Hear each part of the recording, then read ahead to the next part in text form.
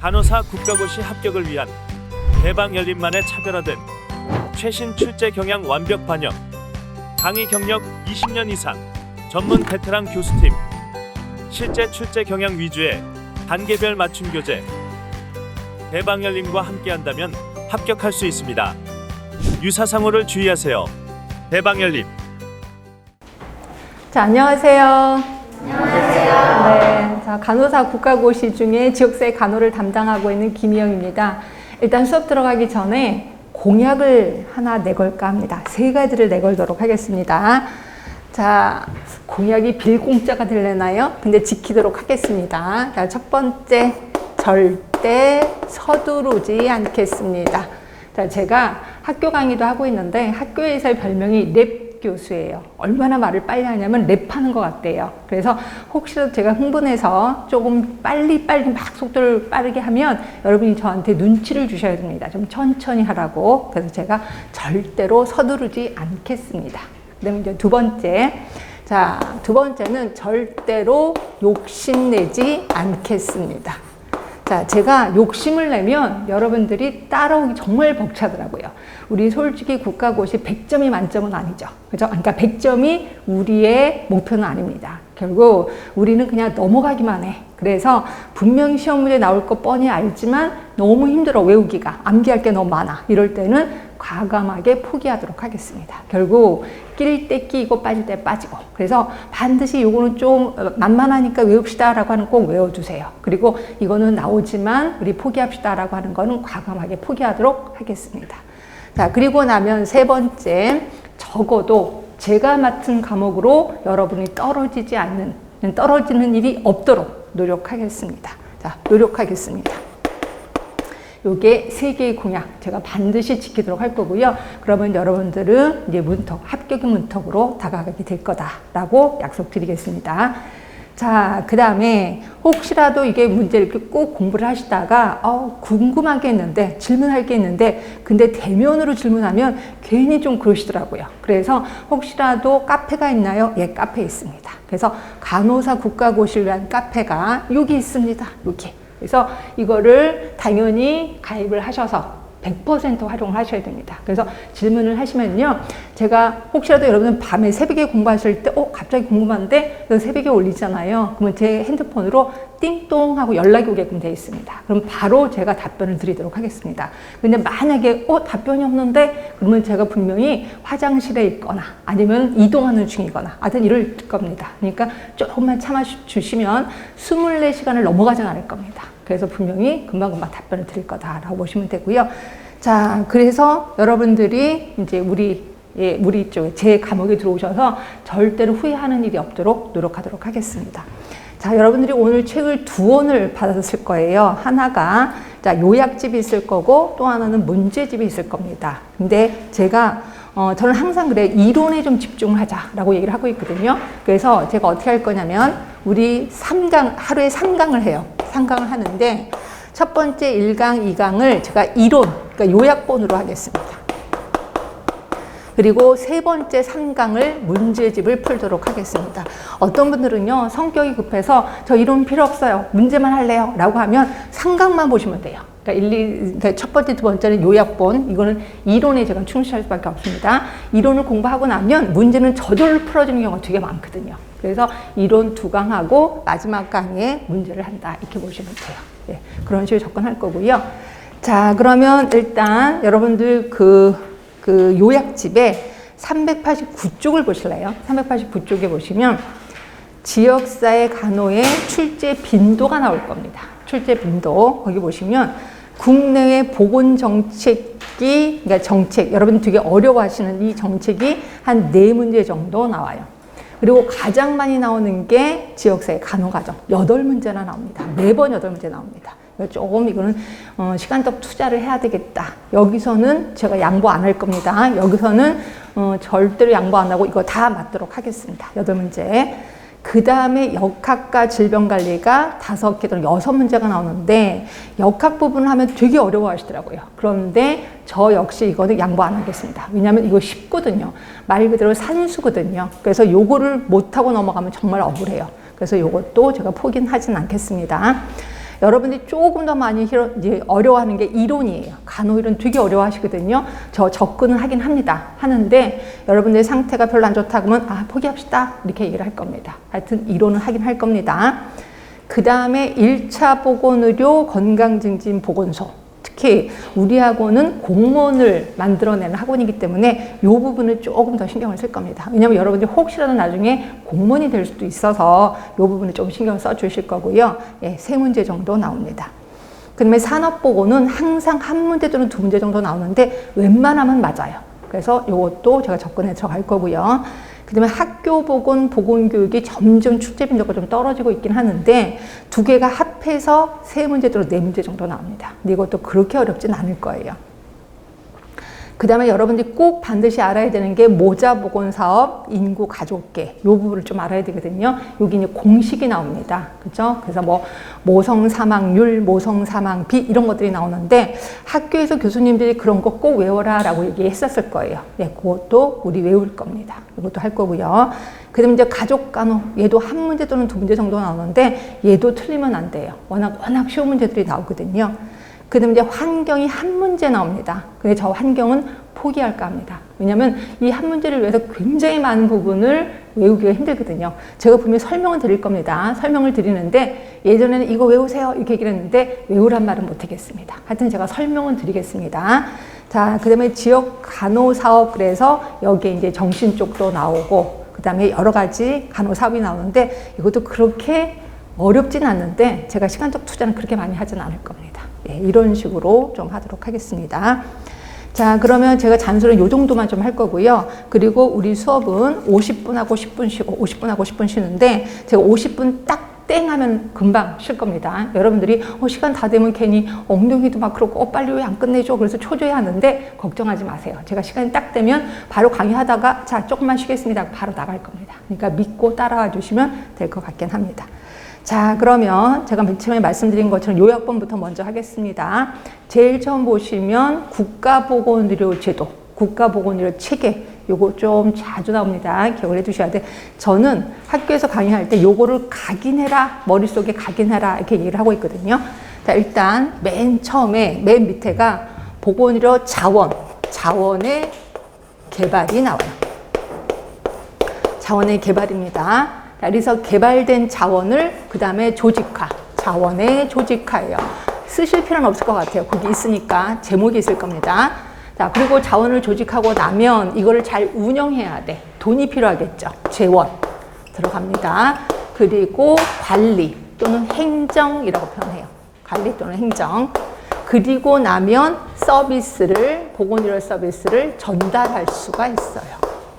이게 5개 제도예요. 결국 이거는 WHO가 제시했는데 니네 나라에서 보건의료 제도를 활용하려면 이 5개는 분명히 갖춰야 돼 라고 표현하고 있어요. 이 5개입니다. 순서대로 자원의 개발, 조직화, 그리고 재원, 관리, 서비스. 예, 그래서 외워두시면 되고 그럼 여러분들은 자원은 뭔데요? 이제 자원에 대해서 들어갈 거예요. 자원이 뭔지. 자원은 4개가 자원이라고 보시면 돼요. 자원. 하나가 뭐냐면 일단 인력이요. 그다음에 2번째는 시설. 그 다음에 3번째는 장비 및 물자. 그 다음에 4번째는 보건의료와 관련된 지식까지. 요걸 우린 자원이라고 표현하고 있습니다. 자원하면 무조건 4개입니다. 그러니까 이건 그냥 외우셔야 돼. 인력, 시설, 장비 및 물자, 지식. 그래서 예전에는 대놓고 물어봤습니다. 자원의 종류가 아닌 건 뭐냐 이런 식으로 물어봤거든요. 일단 4개 무조건 외우시고요. 이 중에서 인력은 뭔데요? 자, 인력은 우리가 알고 있는 보건의료 인력, 의료 인력, 의사, 간호사 이런 사람들을 인력이라고 표현하는 거죠. 아, 그렇구나. 시설은요. 의료기관을 얘기하는 겁니다. 의료기관, 보건소, 약국 이런 것들을 시설이라고 하는구나. 그리고 장비는 뭐 보건의료와 관련된 장비 많잖아요. 굉장히 돈 비싼 거 있을 거고 보건의료와 관련된 지식까지. 요거를 우리 자원이라고 표현합니다. 머릿속에 기억하시는 게 좋습니다. 자, 일단 거기 보시면 책을 보시면 자원의 개발 해놓고 인력, 시설, 장비 및 물자, 지식 얘기했습니다. 이거 외우시라고 얘기했습니다. 자, 그리고 나면 자원의 바로 위에 동그라미 2번에 자원의 조직화 또는 배치라고 되어 있는데 자원의 조직화 요거 조금 들어가겠습니다. 줄은 조금 이따 칠게요. 줄은.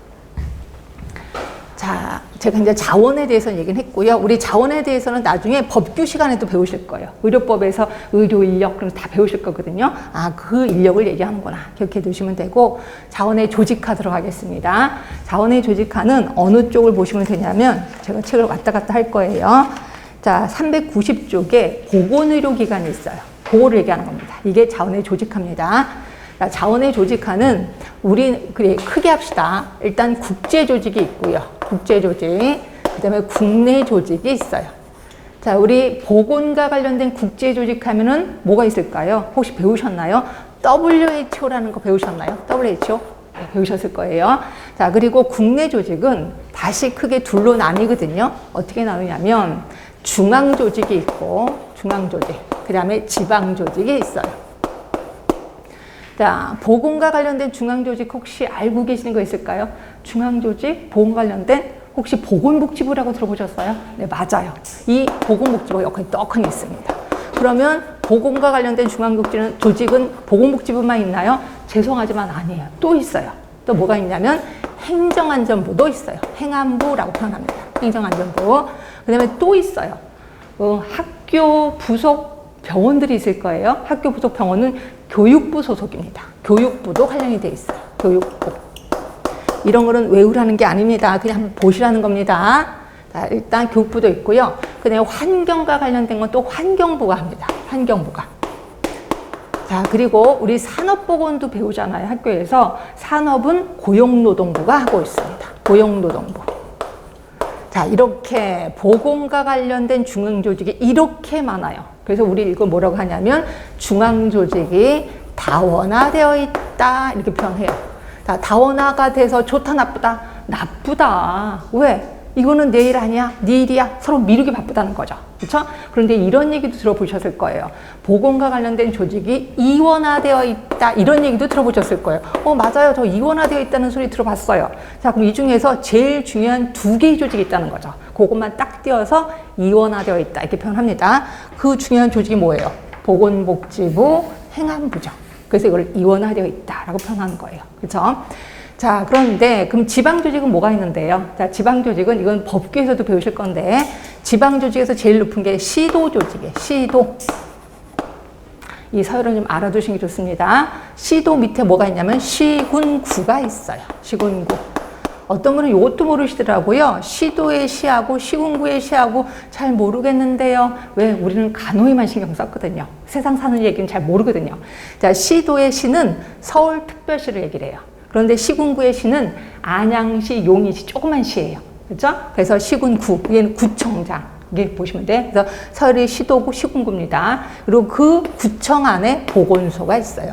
여러분 학교 다니셨을 때 보건소 실습 다니셨나요? 예, 코로나 때문에 못 다니셨나요? 네, 실습 갔을 거예요. 대부분 구청 안에 보건소가 있어요. 그렇죠? 보건소가 있고 그 밑에 보건지소가 있어요. 보건지소. 서열에 이렇게 있는 겁니다. 그리고 보건지소랑 같은 레벨이 건강생활지원센터라고 있어요. 다 우리 법규에서 배우실 거예요. 건강생활지원센터. 그리고 그 밑에 보건진료소가 있어요. 보건진료소. 자, 요거는 상식이긴 하는데 보건소, 보건지소, 건강생활지원센터는 백그라운드가 되는 법이 지역보건법이에요. 지역보건법. 그래서 우리는 법규에서도 배우실 거야. 이건 지역보건법. 그런데 비해서 보건진료소는 백그라운드가 되는 법이 농특법이에요. 농특법. 그래서 예전에 우리 지역사회에서 이렇게 나온 적 있었어요. 다음 중 배경이 되는 법이 다른 하나는 뭐냐? 이렇게 시험 문제가 나온 적 있었거든요. 그건 뭐예요? 보건진료소죠. 보건진료소만 농어촌 특별조치법이야. 나머지는 모두 지역보건법이다. 이렇게 보시면 돼요. 하여튼 서열이 이렇게 되어 있습니다. 자, 제가 물어보고 싶은 거. 그러면 지방하고 중앙조직이 연결돼 있을 거 아니에요? 그러면 시군구청장, 이렇게 돼 있습니다. 보건소장은 구청장의 지휘감독을 받는다. 이렇게 표현해요. 서열이 이러니까. 또는 보건소장은 시도지사의 지휘감독을 받는다 해도 맞아요. 서열이 이러니까. 그렇죠? 그러면 시도하의 위, 중앙조직은 보건복지부랑 연결되어 있을까요? 행안부랑 연결되어 있을까요? 이거 아시는 분? 자, 이렇게 분명히 두 개가 양쪽으로 하진 않을 거예요. 분명히 서열에 있을 겁니다. 어느 소속일까요? 보건복지부 소속일까요? 행안부 소속일까요? 혹시? 보건복지부 소속 같잖아요. 우리 맨날 보건복지부 배우니까 안타깝게도 아니에요. 행안부 소속입니다. 행안부 소속이에요. 그래서 행안부 우리는 아버지 같은 역할을 한다 이렇게 표현해요. 그리고 보건복지부는 엄마 같은 역할을 한다 이렇게 표현해요. 그래서 우리는 부모님이 다 계세요. 부모님이 다 계시니까 좋은 거 아니에요? 그러니까 나쁜 거죠. 왜? 자, 보세요. 행안부는 아버지 같은 역할을 하는데 두 가지 권력을 갖고 있어. 뭘 갖고 있냐면 예산권과 인사권을 갖고 있어요. 돈이 있다며 돈. 그죠? 돈줄을 갖고 있다는 거죠. 인사권, 우리를 뽑아준단 말이에요. 행안부가. 그러면 도대체 보건복지는 무슨 역할을 하는데? 엄마 같은 역할이요. 엄마 같은 역할, 잔소리만 하는 거예요. 일명 사업감독권이라고 표현합니다. 사업감독권. 자, 이런 거죠. 엄마가, 이제 보건복지부가 이러는 거죠. 야, 너 대학생이나 돼갖고 옷이 그 꼴이 뭐야? 옷 좀 사 입어. 근데 돈은 없대요. 엄마, 나 옷 사 입게 돈 줘. 그때 내가 돈이 어딨어? 네 아빠한테 달라고 그래? 이렇게 얘기하는 거죠. 그럼 우리 주로 행안부 장관한테 가서 저 우리 옷 사 입으려고 그러는데 돈 좀 주세요. 행안부 장관이 그놈의 옆편에 미친 거 아니야? 돈이 어딨어? 막 이렇게 얘기하는 거죠. 둘 사이는 굉장히 나쁘다고 보는 거예요. 결국 보건복지부가 사업하라고 잔소리를 해요. 이런 사업해. 돈 없이. 그러면 예산은 우리가 가서 찾아내야 된다는 거죠. 그럼 행안부가 돈 주겠습니까? 돈 없다 그러겠죠. 그래서 현장에 사업하기가 정말 힘든 게 우리 보건소 식구다라고 보시면 돼요. 그래서 보건소는 행안부 장관을 아버지라고도 부르지 못해. 마치 홍길동 같은 존재다. 이렇게도 표현하고 있습니다. 그래서 혹시 구청에 가면 보건소가 앞에 있어요? 뒤에 있어요? 보신 적 있으세요? 구청 안으로 들어가서 보건소 어디예요? 라고 하면 대놓고 앞에 있어요. 저 뒤로 돌아가서 이렇게 표현해요. 뒤로 돌아가세요. 그러니까 드러내놓고 싶지 않은 자식이구나 이렇게 생각하시면 됩니다. 하여튼 이겁니다. 그래서 실선 이렇게 되는 겁니다. 그럼 보건복지부는 점선이에요. 사업 감독권을 갖고 있다. 자, 요거 되게 중요합니다. 행안부는 인사권, 예산권을 갖고 있고, 그리고 보건복지부는 사업 감독권을 갖고 있다. 요거는 머릿속에 좀 기억을 해두시면 되고, 요 서열도 머릿속에 좀 기억을 해두시면 됩니다. 자, 요게 우리 책에 390쪽이 있을 거예요. 자, 390쪽에 보시면 여러분은 요것만 하셔도 돼요. 제가 칠판에 써드린 건 그냥 이해를 위해서 다 써드린 거니까. 행안부 바로 밑에 실선, 시도, 그리고 시군구 바로 안에 보건소, 보건지소, 건강생활지원센터, 그리고 보건진료소. 여기다가 좀 표시를 해주시는 게 좋죠. 보건소, 지소, 건강생활지원센터는 무슨 법? 지역보건법. 그죠? 그리고 보건진료소는 무슨 법? 농특법. 그래서 법의 백그라운드가 다르구나. 기억해 두시면 되고. 그리고 이거는 실선입니다. 자, 실선 바로 옆에 보시면 있을 거예요. 직접 통제, 조직, 인사권, 예산권이 있다라고 옆에 써 있을 겁니다. 그렇죠? 자, 그리고 보건복지부하고 연결된 거 보세요. 점선입니다. 점선. 자, 점선 보이시나요? 사업감독권이라고 표시되어 있을 겁니다. 예, 그렇게 해서 이 두 개 외우시라고 얘기를 했고요. 나머지 뭐 고용노동부, 환경부, 교육부는 그냥 슬쩍 넘어가셔도 됩니다. 네, 이렇게 해서 지금 그렇게 빠르진 않죠? 빠르나요? 벌써? 빠르진 않죠? 네, 그래서 그 정도만 외우시면 된다. 이렇게 보시면 돼. 요게 요 두 번째 자원의 조직화예요. 자원의 조직화. 우리 자원의 개발 얼추 얘기를 했고 자원의 조직화까지 얘기를 했습니다. 행정 관리는 안 할 거예요. 왜냐면 여러분들 간호관리 배우실 거니까 저 안 할 겁니다. 그러면 재원이요. 자, 재원은 의료비를 얘기를 할 거예요. 의료비. 그래서 이제 의료비에 대해서 좀 이따가 얘기를 할 겁니다. 자, 그리고 보건의료 서비스요. 자, 보건의료 서비스는 1차, 2차, 3차. 그렇죠. 1차 보건의료, 2차 보건의료, 3차 예방. 그래서 요거 들어보신 적 있을 거예요. 1차 예방, 2차 예방, 3차 예방. 이거 시험 문제 제법 나와요. 근데 제법 나오는데 여러분 다 웬만하면 아시더라고요. 1차 예방하면 그냥 예방하는 거잖아요. 그렇죠? 2차 예방하면은 뭐예요? 조기 검진, 조기 발견이에요. 그렇죠? 그래서 조기 검진, 조기 발견을 위해서 뭘 해요? 건강검진 하는 거지 뭐. 건강검진. 이런 것들은 모두 2차 예방이 되는 거예요. 그렇죠? 그리고 또 지금 있는 질병을 뭐 치료해 주는 거 이런 것도 모두 2차 예방이 되는 거죠. 그런데 비해서 3차는 재활이 해당이 되는 거죠. 그래서 이거는 시험 문제 매번 나와도 틀리시는 분 진짜 없더라고요. 그래서 여러분들 그냥 1차 예방, 2차 예방, 3차 예방 이런 식으로 좀 알고 계시면 될 것 같아요.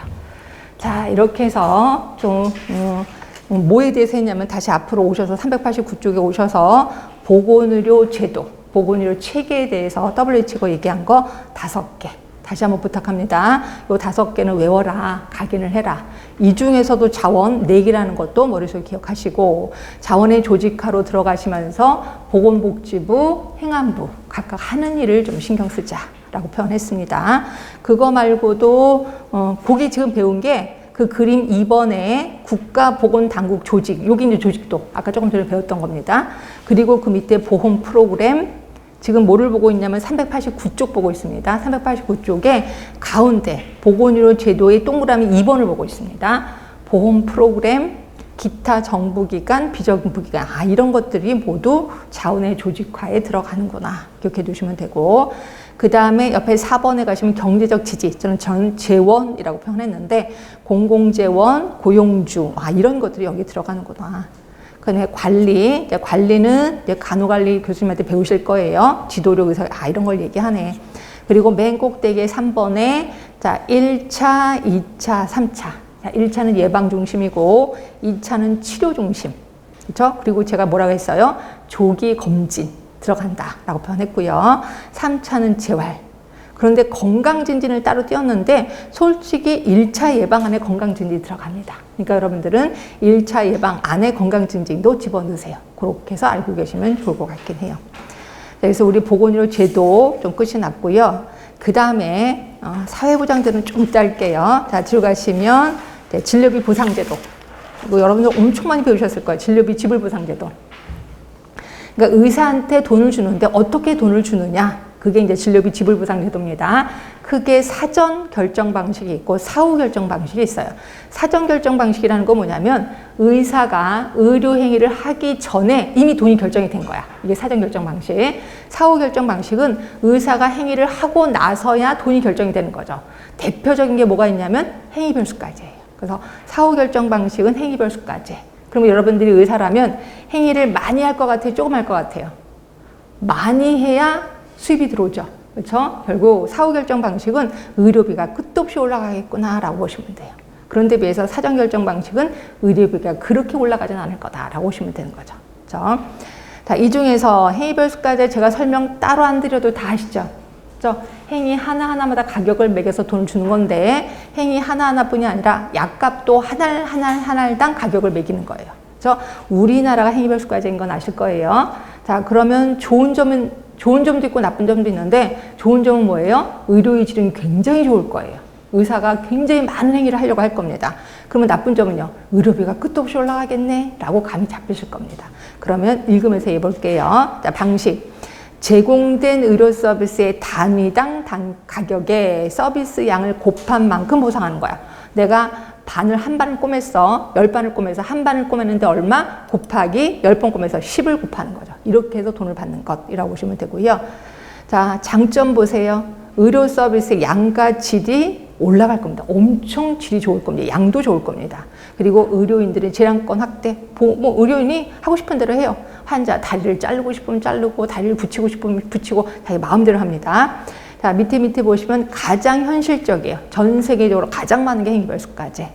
자, 의사와 환자 간의 관계가 원만하대요. 이거 이해되세요? 의사랑 환자 간에. 그럼 누구는 안 좋은데? 혹시 우리나라 공단이라고 아세요? 네, 나중에 사회보험 하면서 우리 공단 아시죠? 공단이 있고, 그 다음에 여기 가입자가 있고, 그 다음에 여기 의료기관이 있어요.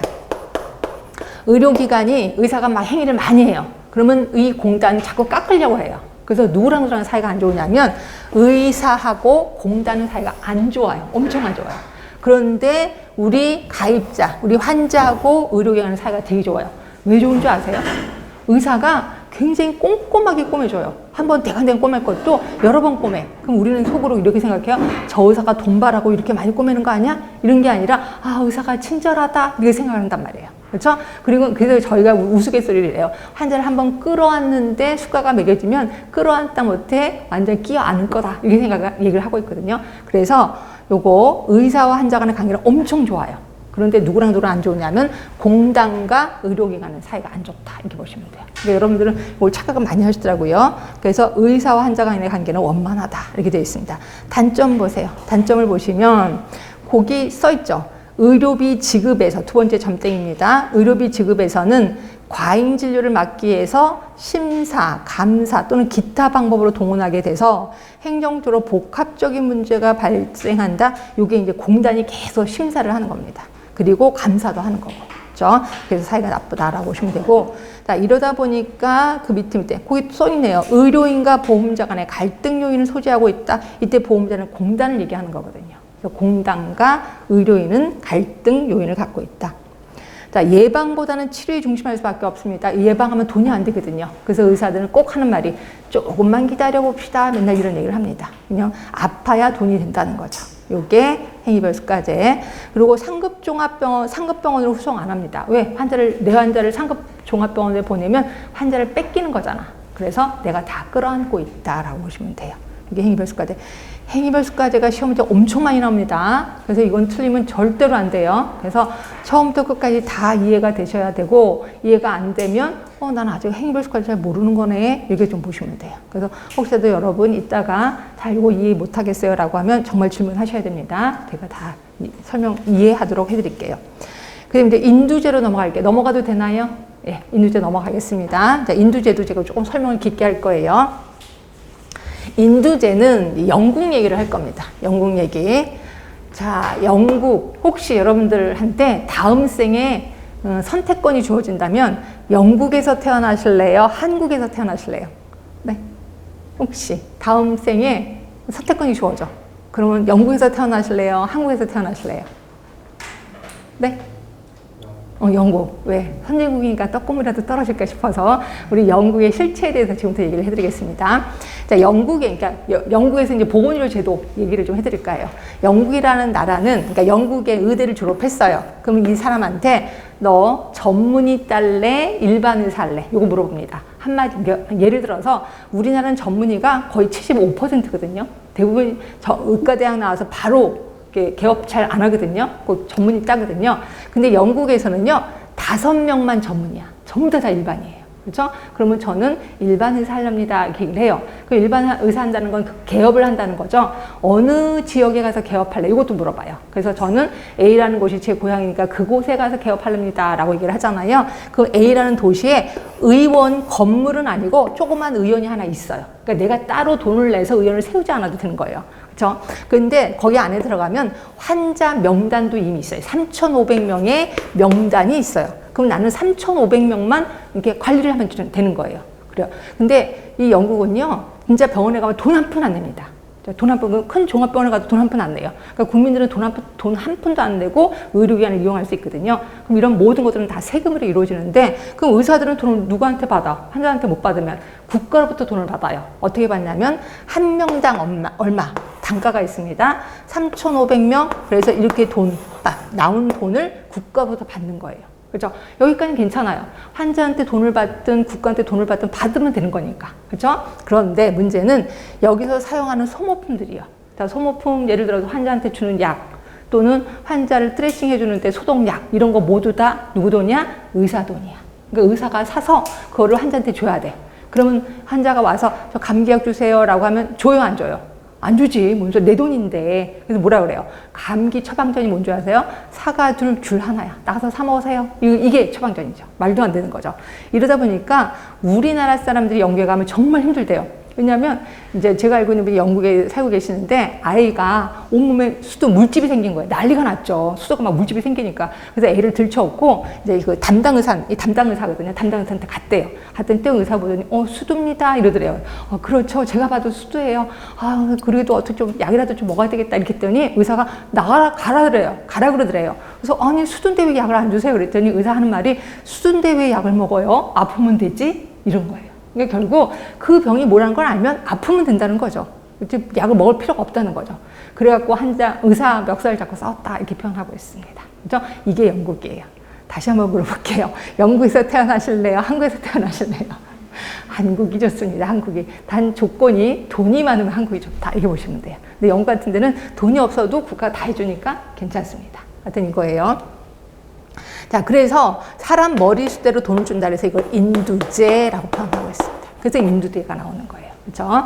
자, 그럼 봅시다. 인두제. 자, 등록된 환자 또는 주민수에 따라 일정액을 보상받는 방식, 이게 인두제입니다. 일단 진료의 계속성이 증대돼요. 왜냐면 이 의사한테 내 이름이 있으면 계속 그 의사한테 진료를 받아야 되거든요. 그래서 비용이 상대적으로 저렴해요. 그러니까 의사가 알아. 내 몸을 알아. 그래서 내가 뭐라고 얘기하면 아, 저 사람 또 아프네. 괜찮아. 그냥 아프세요.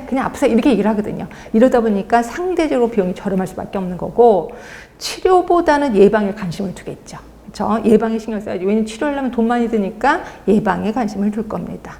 그리고 의료 남용 줄일 수 있어요. 맞죠? 행정적 업무 절차가 간편해. 뭐에 비해서? 행위별수까지에 비해서.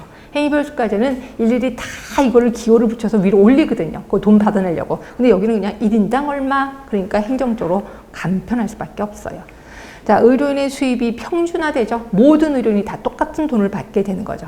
자, 단점 보세요. 감이 잡히시나요? 서비스량이 최소화됩니다. 맞죠? 의사들이 잘 서비스를 안 하려고 합니다. 그리고 툭하면 고위험, 고위비용 환자를 의뢰해요. 자, 이게 뭔 소리냐면 제가 이제 일반이라 그랬어. 전문의 하렵니다 라고 하면 병원에 가게 되는 거죠. 병원에서 인턴 레지던트를 받는단 말이에요. 그리고 여기서 일을 하는데 이 사람이 이제 내가 이제 개업인데 환자를 보다가 아, 이건 내가 못 볼 것 같아. 돈이 너무 많이 들어갈 것 같아. 그럼 큰 병원으로 보내요. 그럼 여러분들은 3,500명에서 마이너스 1명 아닌가요? 라고 하는데 아니에요. 이건 3,500명 그대로고 그냥 이 환자는 가서 큰 병원에 가서 치료하고 다시 오게끔 되어 있습니다. 자, 이러다 보니까 툭 하면 보내는 거예요. 왜냐면 내 돈 들어갈 게 아까우니까 툭 하면 보낸다. 이렇게 보시면 돼요. 그래서 영국에서는 입원 한 번 하려면 6개월을 기다려야 된다. 이렇게 보시면 됩니다. 그래서 굉장히 열악한 게 영국이다. 이렇게 보시면 될 것 같고요. 자, 이러다 보니까 거기 써 있잖아. 환자를 툭 하면 의뢰합니다. 의뢰하는 증가 경향이 있다.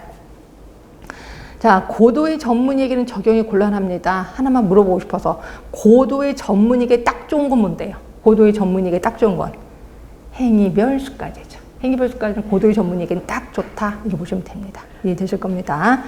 자, 그래서 인두제에 대해서, 그러니까 행위별 수가제가 가장 많이 나오고요. 그 다음으로 좀 나오는 애가 인두제 조금씩 나옵니다. 이것도 좀 기억해 두시고.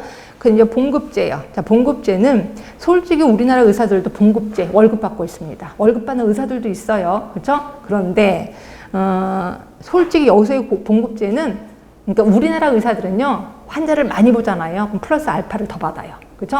근데 여기서 봉급제는 환자를 많이 보든 조금 보든 그냥 똑같은 돈을 받는 거야. 이걸 봉급제라고 보시면 돼요. 이게 어느 나라 의사가 그러냐면 북한의 의사가 그렇습니다. 북한의 의사들은 한 달에 얼마? 그 돈만 받아요. 환자를 많이 보든 조금 보든 항상 그 돈을 받는다. 이렇게 보시면 돼. 자, 보시면 제공된 서비스의 양이나 사람 수에 관계없이 일정 기간에 따라 보상하는 방식 말씀드렸고, 이거는 의사의 수입이 안정돼요. 그래서 불필요한 경쟁을 억제할 수 있어. 의사를 꼭 우리한테 막 유추한다거나 이럴 필요가 없는 거예요. 그냥 환자 안 보면 제일 좋아. 그치? 그러면 그거는 뭐예요? 불필요한 경쟁을 하는 건 뭔데? 행위별수가제죠. 행위별수가제는 환자를 유치하려고 엄청 경쟁을 할 겁니다. 그죠? 자, 그리고 단점을 보시면 낮은 생산성이에요. 그죠? 일단 뭐 의료행위 안 하려고 하겠지. 어떻게 하면 근무 시간 좀 쉬려고 하겠죠. 그다음에 나머지 것도 보시면 되고요. 봉급제는 그렇게 자주 나오진 않아서. 자, 그다음에 뒤로 가시면 포괄수가제. 포괄수가제는 우리나라에서 하고 있습니다. 그래서 하셔야 돼. 들어보셨나 모르겠으나 세트 판매예요. 우리가 햄버거 먹으러 갔을 때 저 불갈비 버거하고요, 또 쉐이크하고요, 그다음에 포테이토 주세요라고 하면 꼭 그러잖아요. 손님 이렇게 따로따로 드시는 것보다 세트로 드세요. 이게 얘기 들어보셨을 거예요. 그 세트 판매가 포괄수가제. 결국 백내장 수술하는데 얼마 또는 무슨 수술하는데 얼마 딱 가격이 매겨져 있는 거죠. 요거를 우리 포괄수가제라고 표현하는 거고요. 요것도 옆에 보시면 경제적인 진료 수행을 유도합니다. 왜? 경제적으로 세팅이 된 거거든요. 경제적인 진료 수행을 유도한다. 뭐든지 표준화가 돼 있다는 거죠. 단점은 서비스가 규격화됩니다. 해줄 것만 딱딱 해줘요. 왜냐면 세팅이 딱 돼 있거든요. 해줄 것만 딱딱 해주고 최소화되는 경향도 있어요. 왜냐면 최소화되는 경향이 뭐냐면 이런 거지 뭐. 이 사람이 백내장 수술하는데 2박 3일이야. 근데 1박 2일 정도 됐을 때 의사가 뭐라 그러냐면 당신이 굉장히 힐링이 금방 됐습니다. 오늘 당장 퇴원하셔도 됩니다. 라고 하면 우리나라 사람들은 오늘 저 당장 퇴원해도 돼요? 그래서 퇴원하는 사람들이에요. 그럼 나머지 돈을 거슬러 주나요? 아니요. 나머지 돈을 대부분 의료기관이 갖거든요. 이러다 보니까 의료 서비스가 최소화가 된다라고 보시면 됩니다. 그렇죠? 자, 그리고 총괄계약제, 총액계약제가 있는데 요거는 독일에서 만들어지고 있거든요. 독일. 자, 요것도 잘 나오진 않는데 요것도 한번 설명만 드리도록 하겠습니다. 자, 조시면 안 돼요. 졸면 점점 이 분위기에서 넘어가게 돼. 그러니까 졸린다. 그럼 좀 뒤에 일어나셔서 왔다 갔다. 카메라 때문에 안 되겠구나. 좀 옆으로 좀 카메라 없는 데로 좀 왔다 갔다 하시면 돼요. 왜냐면 졸면요. 이 타임을 놓쳐지면 그러면 계속해서 졸려요. 그렇죠? 우리 이제 비싸게 여기 주고 왔는데 졸면 안 되죠. 우리 총괄계약제 독일은 그 우리나라는 공단이라고 해서 하나밖에 없는데 독일은 조합이라는 게 있어요. 조합이 천여 개가 있어요. 천여 개가 있는데 어느 조합이든지 꼭 그 나라 국민이면 들어야 돼. 근데 그 조합마다 달달이 내는 보험료가 제각기 달라요. 근데 나는 돈이 없으니까 제일 싼 조합에 들었다고 합시다. 그럼 요 조합에 돈을 보험 조합을 들어요. 들고 달달이 여기다 보험료를 내고 그 다음에 내가 아프면 요 조합이랑 계약을 맺은 병의원이 있어요. 그 병의원에만 가야 돼. 다른 병원에 못 가야 돼. 그렇죠? 그래서 이거를 그건 총괄계약제는 뭔데 요 조합하고 병의원 대표자가 1년에 한 번씩 만나서 계약을 해요. 이거를 우리 총괄계약제 또는 총액계약제라고 표현하는 거예요. 그러니까 이러다 보니까 의사 입장에서는 돈을 이미 받았단 말이에요. 그렇죠? 그럼 환자가 오면 잘해줄까 안 해줄까? 안 해주겠지. 왜? 돈을 이미 받았기 때문에 환자가 오면 대강대강 얘기한단 말이에요. 그래서 의료질이 좀 떨어질 수 있는 게 총괄계약제라고 보시면 됩니다. 요겁니다. 독일의 총괄계약제. 자, 보겠습니다. 지불자 측과 조합을 얘기하는 거죠. 진료자 측이 진료보수 총액의 계약을 사전에 체결하는 방식. 주로 독일에서 시행한다라고 표현했고, 자, 여기 옆에 보시면 과잉 진료에 대한 자율적 억제 가능. 그래서 거기 이미 의사들이 계약금을 받았기 때문에 자기네 스스로 과잉 진료를 하지 않습니다. 돈을 이미 받았기 때문에. 그래서 자율적으로 억제한다라고 되어 있는 거고요. 그 다음에 매년 진료비 계약을 둘러싼 교섭의 어려움으로 의료 제공 혼란을 초래할 우려가 있다. 그래서 1년에 한 번씩 계약을 하는데 요번 달이 계약하는 달이야. 그랬을 때 환자가 오면은 이거보다 좀 더 많이 받을 수 있는데 이러면서 환자를 대강 치료하게 되는 거죠. 하여튼 교섭이 좀 어렵다라고 보시면 됩니다. 자, 그 다음에 상대가치 수가제요. 자, 상대가치 수가제도 우리나라에서 하는 겁니다. 자, 이거는 기본이 행위별 수가제가 기본인데 행위 하나하나마다 가치를 매기는 거예요. 자, 예를 들어 제가 의사인데 근무 중에 맹장 수술을 했어요. 그리고 새벽에 응급으로 맹장 수술을 했어요. 어떤 게 가치가 있어요? 똑같은 맹장 수술인데 어떤 게 더 가치가 있어요? 응급이 더 가치가 있죠? 그래서 여기는 1.2배를 해주는 거예요. 그리고 이거는 근무 중에 하는 거잖아. 0.8배를 해주는 거죠. 그래서 이걸 상대가치 수가제라고 표현하고 있습니다. 가치를 매기는 거예요. 그렇죠? 자, 그러면 전체 의료비는 올라갈까요? 떨어질까요? 전체 의료비는. 똑같을래나요? 아니에요. 왜? 응급은 그렇게 많지 않거든요. 그래서 전체 의료비는 좀 떨어지고 있다라고 보시면 됩니다. 그래서 항상 제일 의료비가 높은 게 행위별 수가제. 그 다음으로 만들어진 걸 자꾸 의료비를 깎으려고 한다라고 보시면 돼요. 결국 우리나라에서 하고 있는 지불보상제도는 3개예요. 행위별 수가제, 그 다음이 뭐예요? 포괄수가제, 또 하나가 상대가치 수가제. 이 중에서 시험 문제는 행위별 수가제가 엄청 많이 나온다. 그래서 기억해 주시면 돼요. 그래서 각각 특징에 대해서 장점, 단점에 대해서 신경을 써주셔야 돼. 대부분 그걸 물어보는 시험 문제가 좀 나오거든요. 그래서 행위별 수가제의 장점이 아닌 건 뭐냐, 뭐 이런 식으로 나온단 말이에요. 좀 기억을 해 두시면 되고요. 자, 그 다음에 우리 존 플라이에 대해서 조금만 좀 하도록 하겠습니다. 자, 아까 보건의료 제도 배우셨잖아요. 그 보건의료 제도, 이거를 전달 체계라는 게 있어요. 왜냐면 보건의료 제도를 만들어 놓고 국민들 보고 너네들이 알아서 가져가 이러면은 난리가 나거든요. 그래서 이거를 전달하는 제도를 지금부터 배우실 거야. 보건의료 전달 체계에 대해서 제시한 사람이 존 플라이라는 사람인데 이 사람 시험 문제 자주 나오더라고요. 존 플라이는 보건의료 전달 체계를 크게 3개로 나눠놨어요.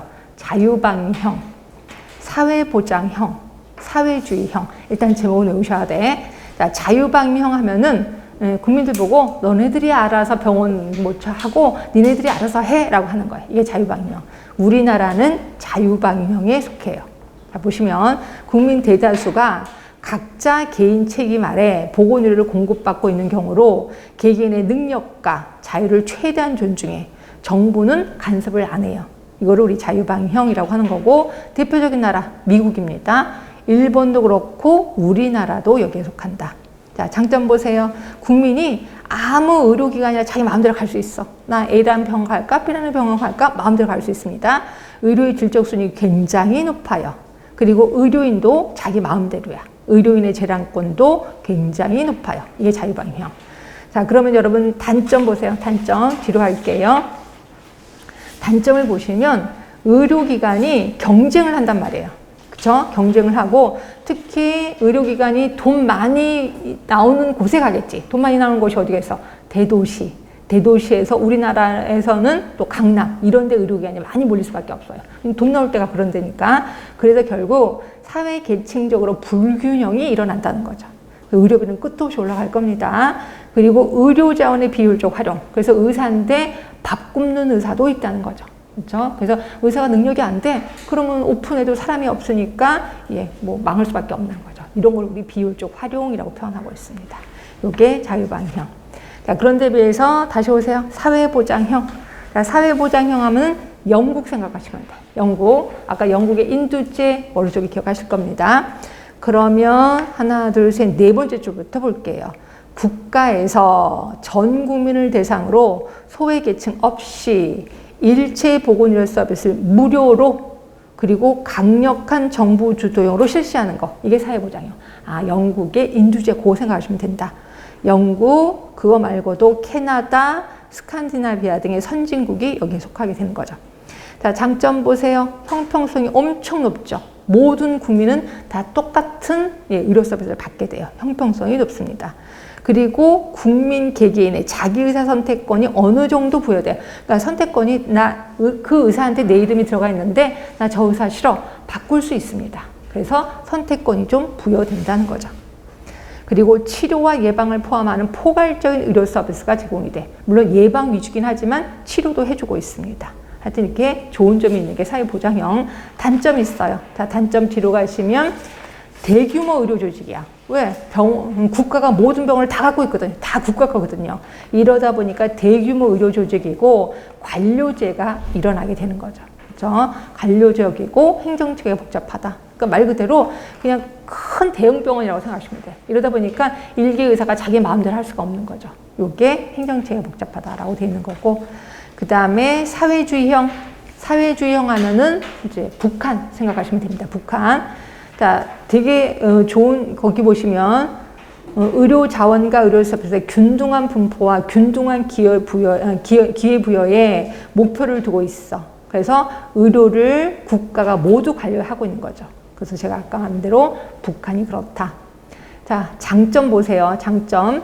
의료 자원이 효율적으로 할당 분포되어 있어. 언제 어디서나 의료 서비스를 받을 수 있다는 거죠. 그래서 대도시든 시골이든 똑같은 수준의 의료 서비스를 받을 수 있는 게 사회주의형. 예방에 당연히 치중하고요. 그리고 누구에게나 무료이므로 형평성이 높다는 거죠. 그러면 여러분들은 사회보장형하고 사회주의형하고 비슷하지 않나요? 예, 비슷해요. 비슷한데 무슨 차이가 나냐면 의료의 질이 좀 높은 게 사회보장형이야. 영국이잖아요. 근데 사회주의형은 북한하니까 의료의 질은 굉장히 떨어지겠다. 그래서 북한은 그런다면서요. 무료입니다. 단 약하고 주사기하고 갖고 오세요. 그럼 무료로 주사 하나 줄게요. 이렇게 생각하시면 돼요. 이게 사회주의형이라고 보시면 되고요. 단점 보세요. 단점 보시면 일단 의사들이 인센티브 거려. 맨날 똑같은 봉급제잖아. 똑같은 돈을 받으니까 의사들이 그렇게 열심히 안 해요. 그래서 의료의 질적 수준이 굉장히 낮을 수밖에 없다. 그리고 개인의 의사 선택에 대한 자유가 전혀 없어요. 아까 영국은 좀 바꿀 수나 있다 그랬잖아요. 근데 사회주의형은 내 의사가 담당이야. 그 의사한테 계속해서 진료를 볼 수밖에 없다라고 보시면 됩니다. 그래서 이게 자유가 없다. 그래서 세 개는 구분하시는데 세 개 중에서 시험 문제는 당연히 자유방위형이 가장 많이 나옵니다. 왜냐면 우리나라에 해당이 되니까라고 보시면 되는 거죠. 그래서 이것도 장단점에 포커스를 좀 두시면 될 것 같고요. 자, 그 다음에 NHS, NHI, 공공부조형 이렇게도 나누기도 하거든요. 요것도 각 특징만 좀 보시면 되는데 NHS는 이미 우리 배우셨어요. 뭐냐면 아까 영국 기억하시나요? 영국 NHS 영국의 인주제, 그러니까 영국의 보건의료 제도를 국민보건서비스형 그래서 NHS라고 합니다. 그러니까 NHS 하면 무조건 영국을 생각하시면 돼. 자, 보시면 국내에 거주하는 모든 사람들에게 지불 능력, 신분, 직업 등등과 관계없이 포괄적인 보건의료 서비스를 무료로 제공합니다. 자, 여기 B번에 보세요. 아까 봤던 거예요. 자, 지역 주민 3,500명 이내를 등록받아서 외래 진료를 담당하고 입원 치료가 필요한 경우 가정이 개업일을 통해서 의뢰하게 되는 거죠. 이것도 아까 배우셨습니다. 자, 개원의에 대한 진료 보수는 모두 인두제 방식으로 봉급을 받는다. 인두제도 봉급받는 거죠. 그렇게 보는 거지. 자, 의료 생산성이 낮아요. 특히 입원 진료 시 오래 대기해야 된다. 제가 아까 입원하려면 한 6개월 걸린다라고 표현했었을 겁니다. 그렇죠? 결국 F번에 보시면 의료 배급 제도가 일반화되고 있다. 의료 배급 제도예요. 영국이나 이탈리아 그렇다. 이게 NHS입니다. 자, 그런데 비해서 NHI, 요거는 우리나라 거예요. 우리나라의 건강보험을 얘기하는 겁니다. 그래서 건강보험에 대해서는 우리 나중에 정말 기가 닳도록 들으실 거거든요. 그래서 일단 여기서는 줄만 쓸게요. 대상자 모두가 강제로 가입합니다. 그래서 나 건강보험 들기 싫어요. 그러면 간단하게 죽으면 됩니다. 그렇죠? 강제 가입이라는 것 하시면 되고, C번에 보시면 피보험자, 우리입니다. 우리 보험자, 공단, 의료 공급자, 의사들 요 세 개가 존재하는 게 NHI. 그 다음에 공공부조형입니다. 공공부조형은 그러니까 NHI는 보험료를 내야 되는 거예요. 근데 보험료를 낼 수 없는 사람들이 국가로부터 혜택을 받는 걸 공공부조형이라고 하는 거고요. 이분들은 돈 한 푼 안 내면서 국가로부터 혜택을 받아요. 저소득층 인구 계층에 대해서만 정부가 다 해주는 거죠. 그래서 우리나라의 공공부조 의료급여 있습니다. 근데 미국에도 의료보호가 있는데 메디케어, 메디케이드 들어보셨나 모르겠습니다. 이거 은근히 자주 나오더라고요. 메디케어가 있고 메디케이드가 있는데 요거 두 개 구분하세요. 메디케어는 대상자가 65세 이상 노령자야. 65세 이상 노령자. 그리고 폐질자. 그러니까 폐질자라는 거는 말 그대로 그거죠. 예, 장애인들을 얘기하는 거죠. 이분들 메디케어. 그런데 비해서 메디케이드는 저소득 국민 대상. 그래서 여러분 대상자만 외우시면 돼. 메디케어면 65세. 그리고 메디케이드 하면 저소득층. 네. 이렇게 해서 머릿속에 좀 기억을 해 두시는 게 좋을 것 같아요. 예, 이렇게 해서 우리 NHS, NHI 다 배우셨고, 다시 한 번만 볼게요. 지금 우리 보건의료 전달 체계를 하고 있었습니다. 특히 존 플라이가 제시한 보건의료 전달 체계, 자유방임형, 그 다음에 사회보장형, 사회주의형. 이 중에서 자유방임형을 좀 기억하자라고 표현했고, 그 다음에 NHS, NHI 공공부조형 있었습니다. 이 중에서 시험 문제는 NHS가 은근히 자주 나옵니다. 그래서 NHS, NHI는 워낙 우리나라에 해당되기 때문에 이건 나중에 가면 정말 눈 감고도 답을 고르실 거예요. 예, 그렇게 해서 보시면 될 것 같고요. 조금만 쉬셨다가 이제 사회보장제도로 좀 들어갈까 합니다.